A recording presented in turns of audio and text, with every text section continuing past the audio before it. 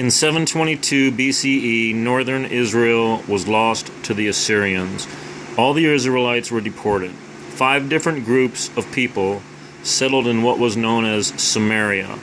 In 1948, the name was changed to the West Bank. These 5 peoples were soon infested with lions.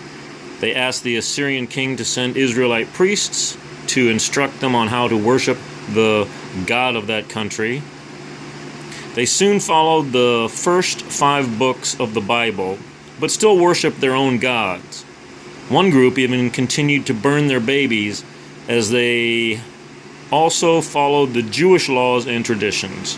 So doing 2 different things there. For this reason, the Samaritans were never really considered Jews. At the time of Jesus, they were more settled into the Jewish ways, but still held to their own ways.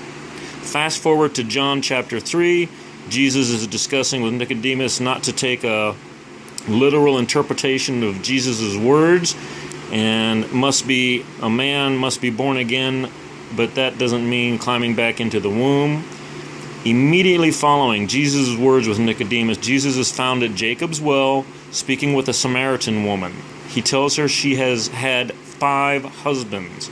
These were those that the Assyrians, 700 years earlier, injected into Samaria when the Jews were ousted.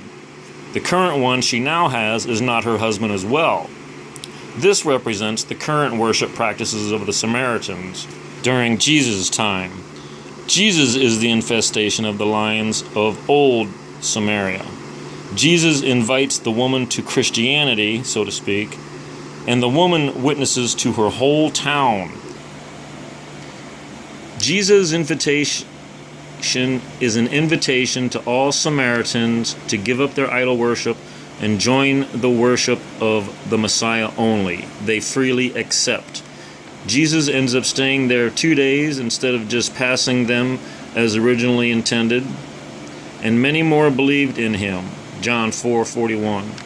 The disciples of Christ couldn't believe he spoke to the Samaritan woman at the well, and though they didn't speak of it, Jesus perceived their thoughts and told them a parable about a harvest. One sowed, one reaped the harvest. The woman sowed by giving the gospel to her Samaritan people.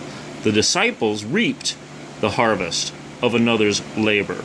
The woman, therefore, representing all Samaritans, would give up all her false husbands and seek after her one true husband, Christ. I wrote that about 5 or 10 years ago. Interesting.